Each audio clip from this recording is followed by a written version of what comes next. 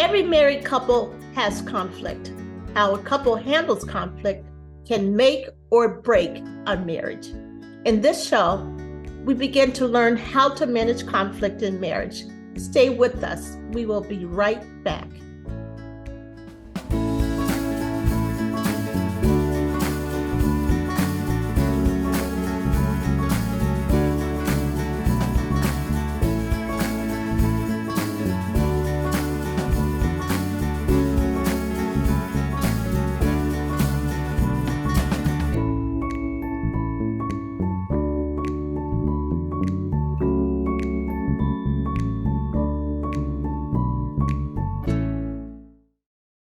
Hello, and welcome to this edition of Living a Godly Marriage.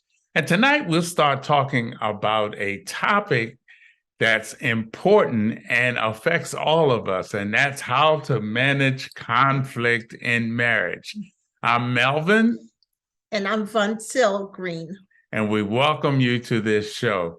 Boy, this topic is really, really interesting. And I think many couples have had a lot of experience with this. It can be challenging, it can be good, it can be bad.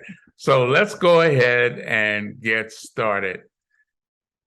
So tonight we're going to talk about understanding conflict. But first, let's take a look at what conflict means. It's a serious disagreement between two people involving issues and feelings. That's right. That's right, Voncille. And what's another word for conflict? Arguments. Oh, arguments. That's right. Or some people call it high volume discussions. Or fights. Or fights. That's right. Not necessarily the physical ones, but we can fight verbally. That's right. We can fight with our tongues.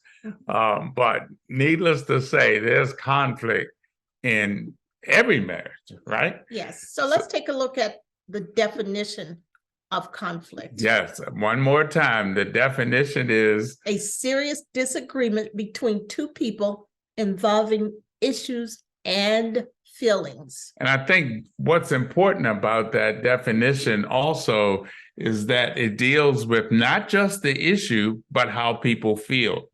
How I treat you can be more important than dealing with the issue, right? Mm-hmm. Yes. And so it's a lot in that definition. Let's get back to our slides and continue. So let's take a look at what the definition of conflict. Okay, in a marriage, a couple has the most conflict over these issues: money. What's an example of that? Okay, how much allowance do I get and how much can I spend without your permission? Well, I got to have more spending money than you. So, that can be an issue, that money. But seriously, also in marriage, another issue regarding money is how much money do I use or do we use to support other family members? Right. Let's say aging parents. That's correct. And so that could be a source of big conflict in marriage, arguing over money. Let's take a look at another issue that comes up in marriage as well as a source of conflict, and that is sex. Sex. Yeah, not tonight, dear. I just got my hair done, so I want to get my hair all messed up. And I think, just being honest, couples know that this can be a point of contention in marriage as well. But it doesn't have to be. That's right. That's right. So, and how do you handle it when it comes up? That's what we'll be talking about. The third area where a couple has the most conflict is over power or control. That's right. Their way. Who's going to get their way? Or I want to get what I want. Okay. Well, tonight I think we ought to have Mexican food for dinner. No, I want Chinese. Oh my gosh. Oh my gosh. But just have a good old American cheeseburger. How about that? And fries. But as you can see, I mean, this is very practical. These topic areas, money, sex, and power or control, come up in many different ways in marriage. But what's important is how to handle it. So, And go it's a ahead. good idea to discuss these issues before you get married. Yeah, that's Before you true. get married, and come to That's some true. agreement on how you're going to handle them. Because it's not if they come up, it's when these issues come up. They will come up. Yes. So, how you handle conflict reveals your maturity. That's right. That's right. Well, I didn't get my way, so I'm just going to take my bat and ball and go home. Or I'm not going to cooperate I'm with not you. cooking for you today. All right. Your willingness to obey God by following his instructions for communicating and relating with your spouse. And that's really a big one as well. For example, in the Lord's Prayer, there's a line in there, forgive us our trespasses as we forgive those who trespass against us. Yes. So if I decide I'm not going to forgive my spouse, I'm basically saying, God, you don't have to forgive me. Mm-hmm. And nobody really wants to do that. And another topic another point that can be made here is how you handle conflict reveals your willingness to sacrifice. Compromise. You're not going to always get your way. To compromise and to show real love to your spouse. For example, in 1 Corinthians chapter 13, verses 4-7, describes the characteristics of love and how God defines real love. So how you deal with conflict is really like a test of your true love for your spouse. Now let's continue with some other basic comments about conflict. So conflict is normal, and it's not if it will happen in your marriage, it's when. So it's going to happen at some point in your marriage. Yes, it's inevitable. It's going to happen. It's going to happen. That's for sure. So conflict can be beneficial, and it can help you grow as a couple and as an individual, I believe. Yes, that's true. Unresolved conflict will usually grow. So you can't decide as a couple, oh, we're just not going to talk about this. Or as an individual, I don't want to talk about it. When you don't talk about it, it will probably grow. And another aspect about that is if you don't talk about it, your spouse will probably fill in the blanks. Well, he's not talking to me, so he must be talking with somebody else. You're not talking with me, right? Yeah, that's right. Or maybe she doesn't want to talk to me about it because something that happened in her childhood. You see, I'm filling in the blanks, and I could be totally wrong. But that only happens because my spouse is not willing to open up and communicate and to share.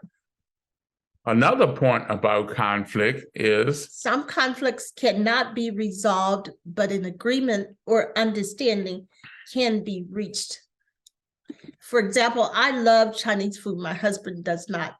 And I love Mexican food. He does, but he loves a good hamburger, which I can go for every once in a while. So sometimes I will compromise and we'll have the hamburger, right? And fries. That's true, but you know, sometimes, let's say you're discussing family situations, it's possible you're not going to come to agreement on that, or even politics. So you reach an agreement or understanding that, you know, we can't talk about this. Right. And we'll talk more about how do you deal and how do you reach that point. But that's important to realize that some conflicts cannot be resolved, but an agreement or understanding can indeed be reached. Let's continue with understanding conflict and additional points. So how you saw your parents or family handle conflict helped shape how you handle conflict. Now, in my family, my father died when I was 4 years old. So I don't remember how my mother and father related to each other as husband and wife. So I don't remember how they actually handled conflict. But I do have older sisters and brothers, and they have shared some of their memories. And my mother was a very loving, kind, sweet person. But she did have fire in her belly. And she would, from time to time, I understand, let my father understand in no uncertain terms how she felt about a particular issue.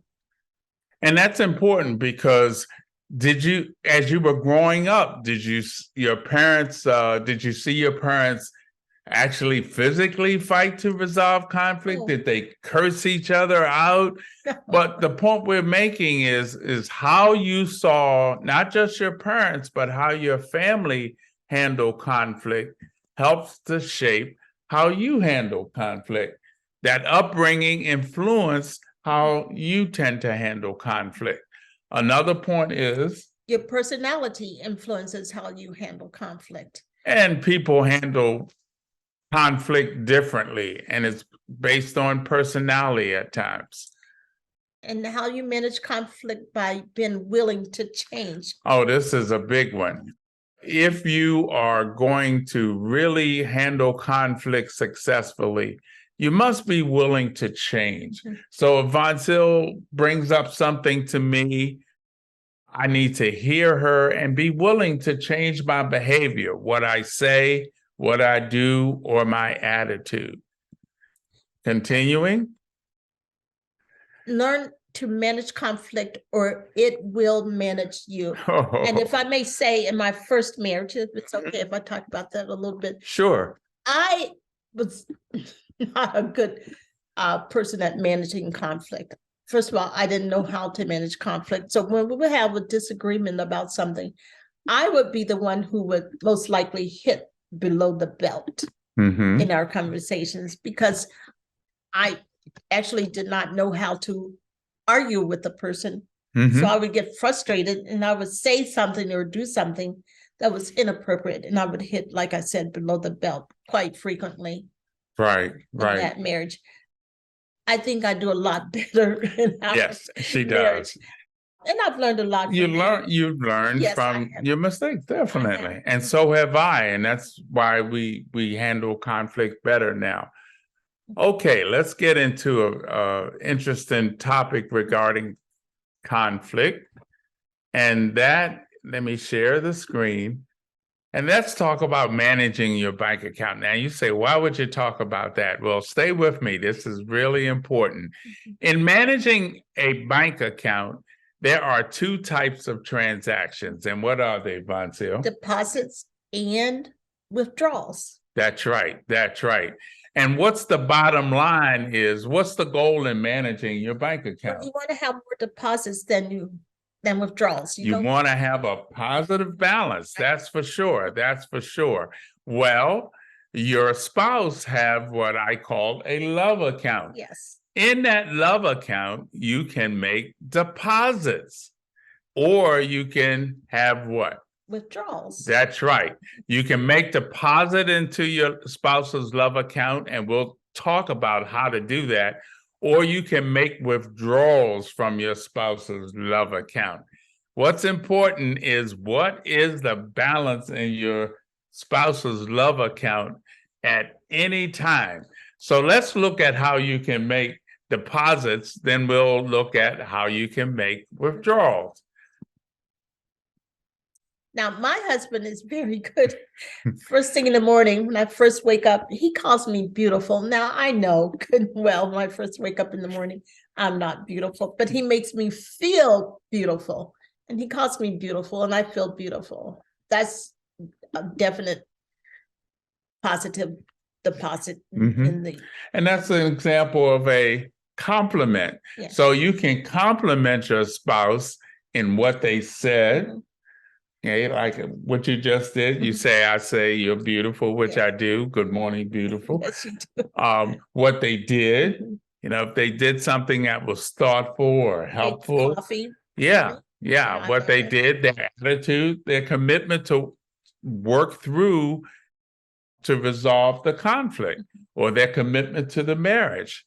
That's something you can compliment. Their character, honesty, opening up and sharing. Those are good character traits. You want to be careful about that, because if you tell me I've gained 5 pounds, I'm not going to like Yeah. that very much. How they look, the positive aspects about how they look.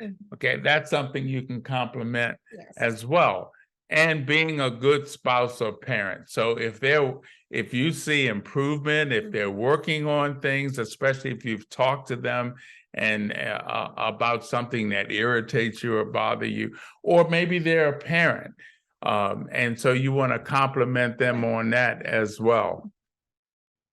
And that's very important. If you notice a change in your spouse, if he's grouchy in the morning, you mention that to him and he wakes up and he's cheerful, acknowledge that.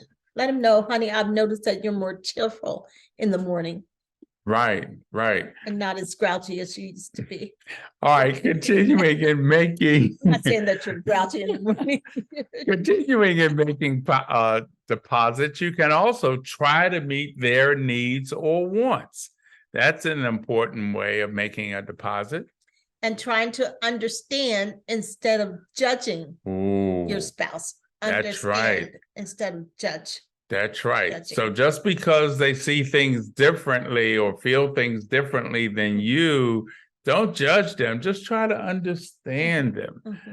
Another way of making a deposit is admitting wrongdoing and apologizing or asking for forgiveness. And if I may share this, in my first marriage, I was very bad about admitting wrongdoing and apologizing and asking for forgiveness. But that is something I've learned from my darling husband.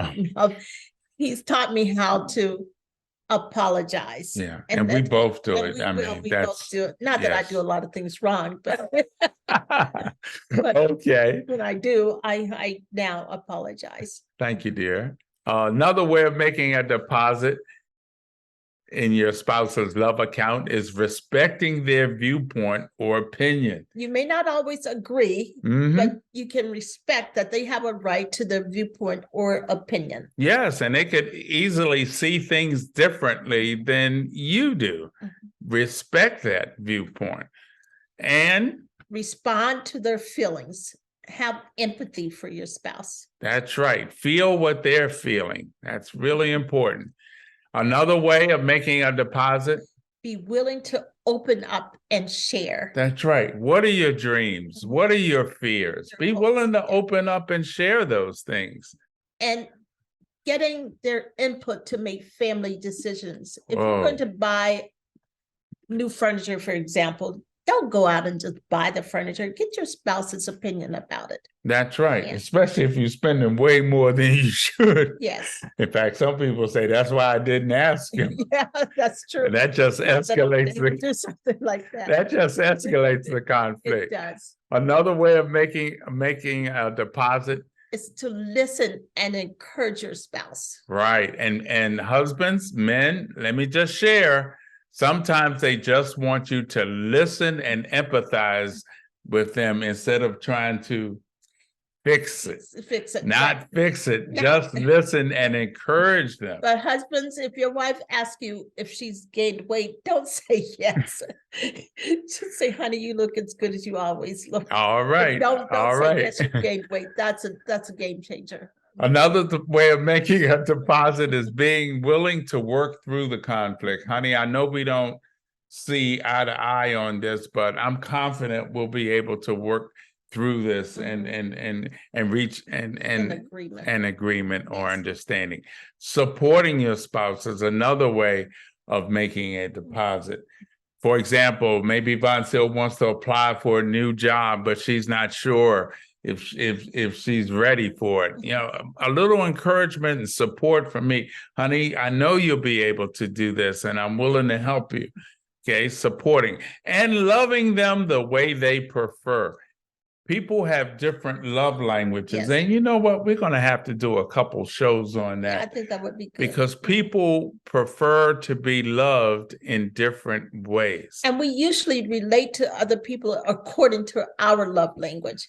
And if I may share the story, one of my love languages is physical touch. Mm-hmm. And when Mel and I first started dating, you recall this, honey? Mm-hmm. We were in the car and I put my hand on his leg because my love language is physical touch. And he grabbed my hand and moved it away from me, which really hurt my feelings. But when he explained to me that it was a distraction to him, I understood. And then That's I had to right. explain that's my love language. I'm a Physical touchy touch. feely kind of person. All right. All right. Now, what we've talked about is so important. What we said, if you make these deposits and have a positive balance in your spouse's love account, then when you have conflict, they're more likely to reconcile with you quickly because you've got a positive balance. And so this is what, when you make a lot of deposits into your spouse's love account, this is what the relationship can look like. And they look like a Definitely, beautiful, happy couple. definitely. Yes, they're a happy couple. Continuing, how to make withdrawals from your spouse's love account. You can do that by regularly criticizing and reminding them in front of the children or others what they said or did, their attitude or how they look. And this is a big one. No one likes constant criticism, especially in front of the kids or family members or even in public. That can be a big withdrawal from any spouse's love account. And judging instead of trying to understand your spouse. Yeah. You judge them. Yes, that's right. They may have a different viewpoint, and I'm judging them. Also, focusing more on my needs instead of their needs. And a spouse can pick up on that. You're just interested in getting your needs met, not mine. Yeah, and what you want. So those are 3 ways you can make withdrawals from your spouse's account. But let's look at some more. So not admitting being wrong or apologizing, but blaming them. Ooh. And again, in my first marriage, I would very seldom admit that I was wrong about anything when clearly, oftentimes I was wrong. Right. And in fact, I could say, no, it's not me being wrong. I blame you. You just, you're just insensitive. You're just too sensitive. Yes. You're just too sensitive. Also, not respecting their viewpoint or opinion is a big withdrawal because you feel disrespected. Right. All right. You may not agree with it, but you can respect. That's right. That he has the right or she has the right to her opinion. And not responding to how they feel, instead dismissing or ignoring how they feel. Or you should not feel that way. Yes, yes, yes. Or, you really hurt me. Well, that's okay. Let's just move on. You're just too sensitive. Just dismissing them. And that's so disrespecting and disrespectful. And what happens is that person will not open up or share their feelings or anything with their spouse. Yeah. Shut down. Yeah. And not opening up and sharing can really be a withdrawal. What's going on? What are you upset about? I don't want to talk about it. So you see, that's a big withdrawal because we're partners. I'm your partner. I'm your spouse. And you can open up and share with me. I want to know. Yeah, and you want to know. That's exactly right. So, continuing, what are other withdrawals you can make? Making a family decision without getting their input. So instead of asking you, I just show up with a new car. that could cause a conflict. Okay, but it's a gift for you. But again, I did not discuss it with. That's right. Another withdrawal? Not listening, but discouraging them. What did you say? Not what? Listening. Okay. And discouraging you. Yeah. So instead of encouraging you, I'm discouraging you. Yes. All right. Not being willing to work through conflict. We're not seeing eye to eye about this. I'm through. I don't want to talk about it anymore. That is a withdrawal because especially if I've hurt you or you're expressing that we need to work this out. If I just totally ignore that and throw it out, we're not going to get anything accomplished. For me, that would just cause me to shut down and I will not share anything with you anymore ever again. That's right. And understand, people tend to handle conflict in 2 ways. they'll either shut down or they'll blow up. Okay. Another withdrawal is not supporting them. yes. Here's an idea I have. I'm thinking of starting a business and that's dumb.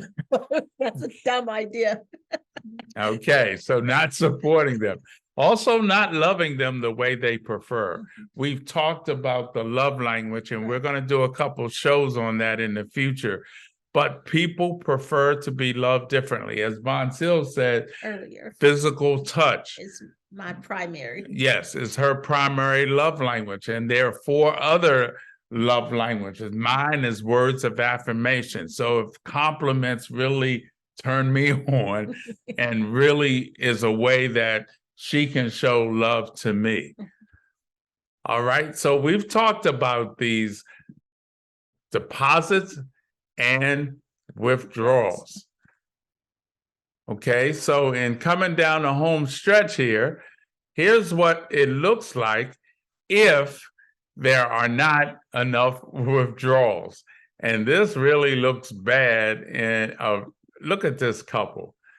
Okay, they're not talking to each other. They're not relating at all. They're frustrated. They're really apart. And so what kind of love account would each of them have if you would ask him, what's your love account with your spouse? They'd probably say, negative. Negative. In fact, we're bankrupt. Yes. And we know where that could head. So I wanted to close by mentioning a couple of books for managing conflict. And they are Fighting Fair, Winning at Conflict Without Losing at Love. And this is by Tim and Joy Downs. The 7 Conflicts, Resolving the Most Common Disagreements in Marriage by Joy Downs.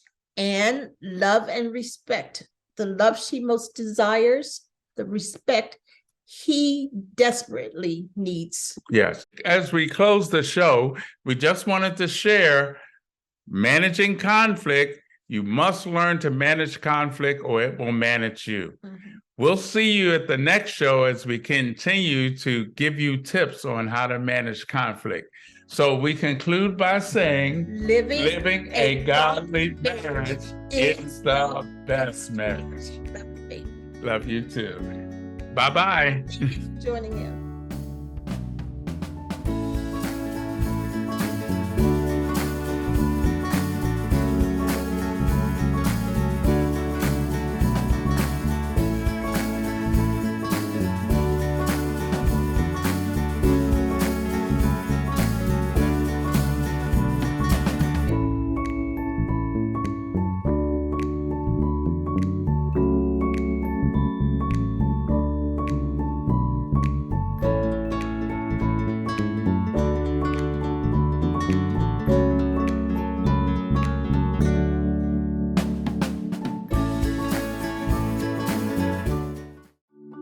The thing that drives me every day as a dad is him. His real name is Darion, and we call him Day for short. Every day he's hungry for something, whether it's affection, attention, knowledge. And there's this huge responsibility in making sure that when he's no longer under my wing, that he's a good person. I think the advice I would give is you don't need to know all the answers. The craziest thing was believing that your dad knew everything. So as a dad, you felt like you had to know everything. You had to get everything right. It's okay to make mistakes. Just do it from the right place. As long as it's coming from love, then, it kind of starts to work itself out. I want him to be able to sit back one day and go, we worked together, we did a good job. I'll say my kid's pretty dope. Can't believe you're doing this alone. I've done it before. I remember. You threw your back out. How you holding up? Hand me that board. Nothing wrong with getting help. I'm good. I did it when Felicia left. I'll figure it out. I know you will, but you don't have to do it alone. That's all I'm saying. If I promise to look into it, will you drop it and help me build this fence? Now you need my help. It can be a real pain sometimes, you know that? Mm-hmm. If you or a veteran you know needs support, don't wait. Reach out. Find resources at va.gov/reach. You care for the house, the kids, and our future. My Shiro's day is never done. So let's save a little more now so we can create the retirement we want. A free 3-minute online chat can give us the personalized tips we need. Visit aceyourretirement.org